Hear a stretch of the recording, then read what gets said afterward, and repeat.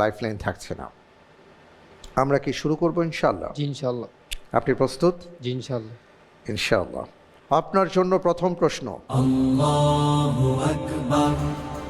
কোন সূরায় আল্লাহ তাআলা রাসূল সাল্লাল্লাহু আলাইহি ওয়াসাল্লামের উপর দরুদ পাঠ করতে বলেছেন? এ সূরা হুদ, বি সূরা তাওবা, সি সূরা নিসা, ডি সূরা আহজাব।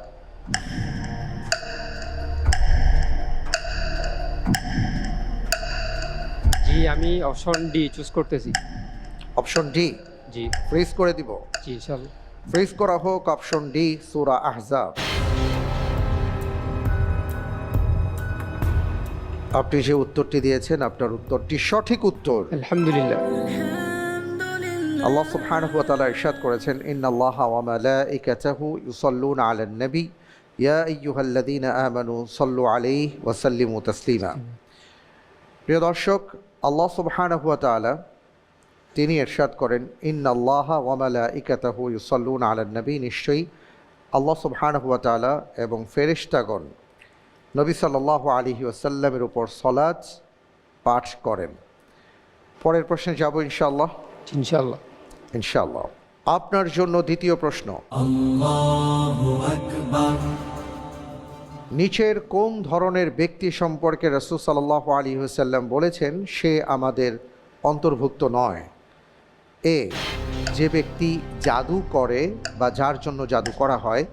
বি, যে ব্যক্তি ভাগ্য গণনা করে এবং যার জন্য ভাগ্য গণনা করা হয়। সি, যে ব্যক্তি শুভ অশুভ নির্ণয় করে এবং যার জন্য শুভ অশুভ নির্ণয় করা হয়। ডি, উপরের সবগুলো।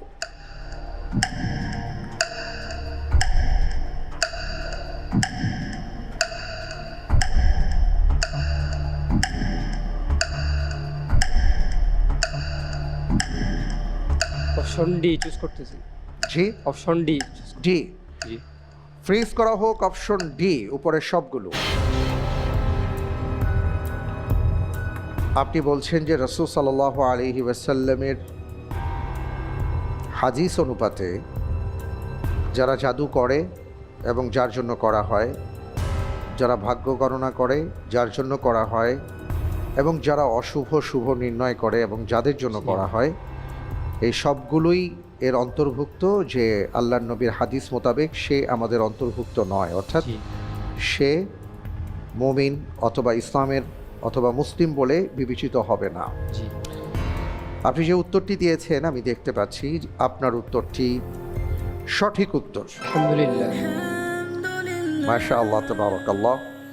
ইমরান ইবনে হুসাইন রাদিয়াল্লাহু তাআলা আনহু থেকে একটি বর্ণিত হাদিস, রাসূল সাল্লাল্লাহু আলাইহি ওয়াসাল্লাম সুস্পষ্টভাবে এই কথাগুলো বলে তারপরে বলেছেন, যারা এইসব বিষয়গুলোকে বিশ্বাস করবে বা এটার মধ্যে অন্তর্ভুক্ত থাকবে, ফাকাদ কাফারা বিমা উনজিলা আলা মুহাম্মদ, তারা মুহাম্মদ সাল্লাল্লাহু আলাইহি সাল্লামের উপর যা নাজিল করা হয়েছে তা তারা অস্বীকার করেছে। আল্লাহ রাব্বুল আলামিন আমাদের সবাইকে হিফাজত করুন। আমাদের সমাজে আমরা দেখি প্রিয় দর্শক, বিশেষ করে জাদুর ক্ষেত্রে অনেকে ব্ল্যাক ম্যাজিকে বিশ্বাস করেন, অনেকে ব্ল্যাক ম্যাজিক করেন এবং করান, অনেকে ভাগ্য গণনা করেন, অনেক জায়গায় অনেকের কাছে যান এবং তার ভাগ্যে কী আছে এটা তারা বিশ্বাস করতে চান। অনেককে আমরা দেখি যে এই কাজ করলে শুভ, এই কাজ করলে শুভ নয়, অশুভ ইত্যাদি তারিখ, কাজ ইত্যাদিকে তারা বিশ্বাস করেন। এই সবগুলোই ইসলামে নিষিদ্ধ করা হয়েছে। আমরা চেষ্টা করব এই সকল বিষয়গুলো থেকে বেঁচে থাকার। রব্বুল আলামিন আমাদেরকে তৌফিক দান করুন, আমিন। পরের প্রশ্নে যাচ্ছি। আপনার জন্য তৃতীয় প্রশ্ন, আল্লাহু আকবার। সিরিয়ার নতুন জাতীয় প্রতীক কি? এ, বাজ পাখি, বি, সোনালী ঈগল, সি, সিংহ, ডি, নেকড়ে বাঘ।